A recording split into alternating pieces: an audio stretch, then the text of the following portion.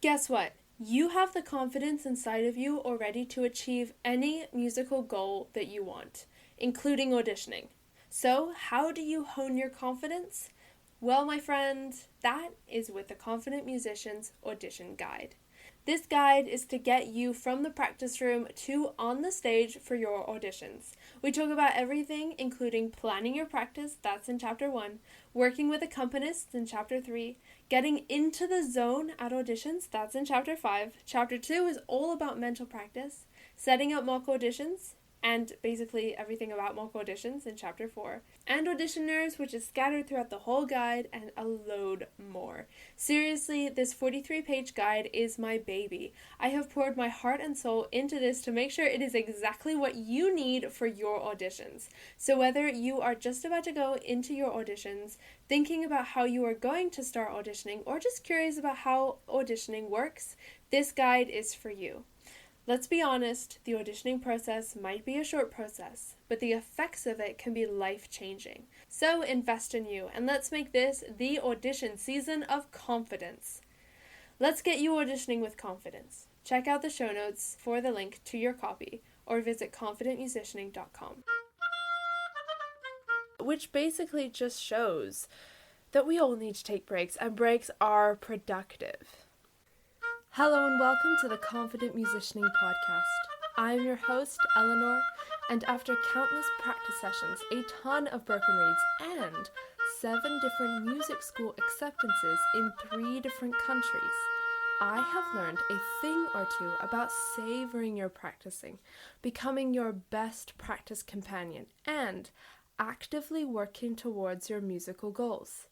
And I want to share this with you, because I want you to become your best musical self. Are you with me on this? Let's get started.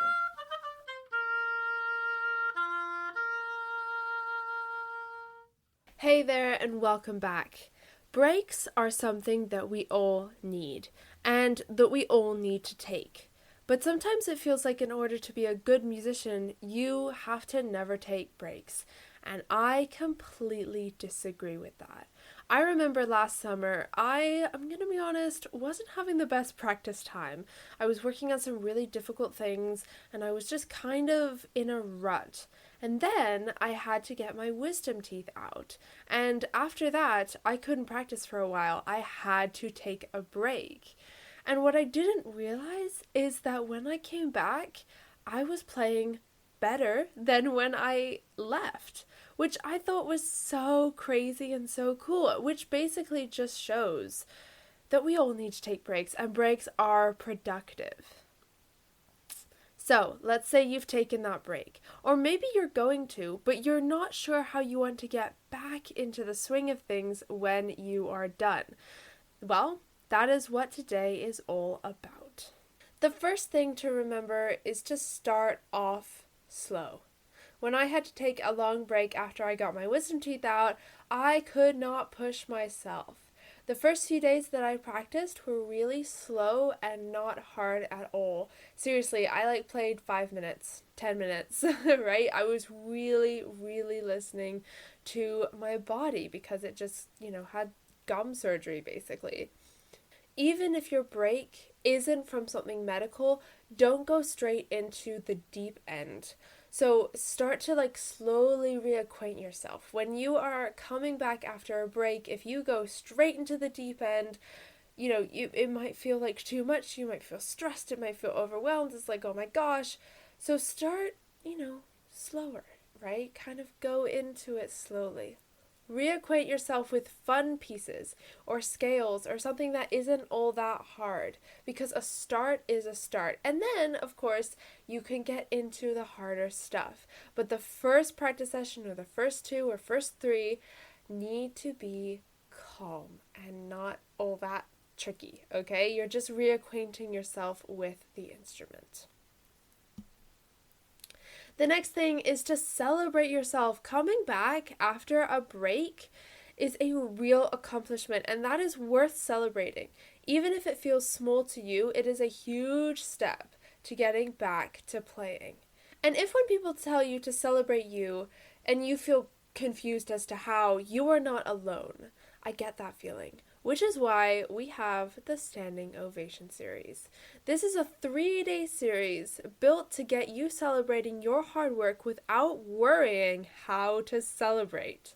Every day for 3 days, you get an email commending you for all your hard work and giving you something to think about for the next day of practice. So, I dare you to take this step and invest in yourself today. There is a link to sign up in the show notes, so make sure you go check that out.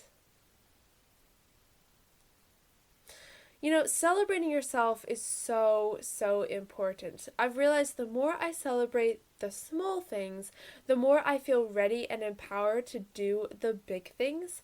Like, I remember I didn't always celebrate myself. This wasn't always a thing, but I have a friend who, she loves to celebrate herself. And she, really, really, really, really believes in this. And I remember she told me, she was like, Eleanor, you have to celebrate yourself. You have to take, some time to realize I'm doing really cool things.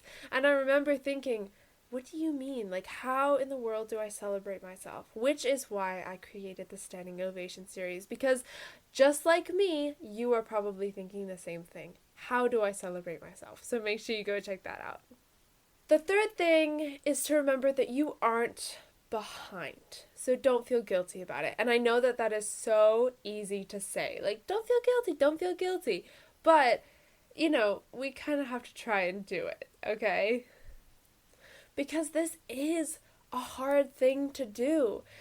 Telling yourself that you aren't behind and trying to not feel guilty about it. Because when you come back after a break, sometimes you feel like you're behind, especially when you look at other people who might not have had a break. But let's remember that breaks are productive. If you need to take one, then they are productive, okay?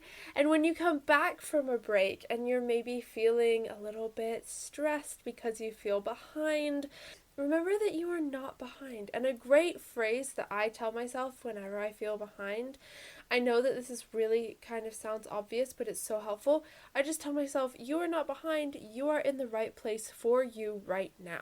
This is the right place for you right now. And that really helps me if I look at someone else and I'm like, but they're in that place. And I'm like, okay, well, that's the right place for them right now, okay?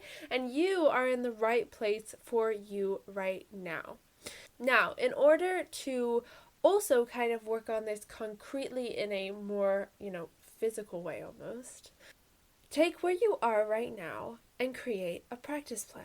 It can be really small, maybe 1 or 2 goals for the day that you want to accomplish, but this can really help you to start getting back into the flow and not necessarily feeling behind because you have the goals that you want to accomplish, okay? So just take maybe 1 or 2 things to really dive into that. And if you maybe don't have much experience with planning your practice, or maybe you want to get better at it, I understand that, which is why I have created the goal setting strategy.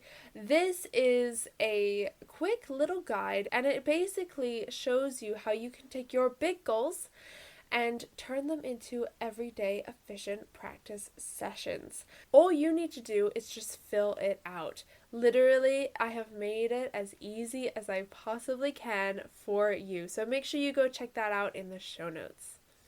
All right, let's do a quick recap. So the first thing is to start off slow. Don't always get into the deep end, right? Start off slow and then you can slowly reacquaint yourself with those fun pieces. The next thing is to celebrate yourself. You are coming back after a break. That is a real accomplishment. And if you want to learn more about how to celebrate yourself, sign up for the Standing Ovation series. And the last thing is you are not behind, so don't feel guilty. Now we can do multiple different ways of working through that. We can say phrases to ourselves like, I am not behind, I am in the right place for me right now. But we can also start doing, practice goals in our practices so that we can have something to focus on. And if that sounds like you, make sure you go check out the goal setting strategy because that can be really, really helpful. That is in the show notes. All right, that is it for this episode. Thank you so much for being here with me today. As always, all the things to do with this episode will be in the show notes, from the blog post that goes with this episode to the link for the Standing Ovation series and the link for the goal setting strategy. Okay? Do yourself a favor and check out those show notes, because let's be honest, there's some fun stuff in there. And if you enjoyed this episode, make sure you give it a follow, and I will see you in the next episode. Bye!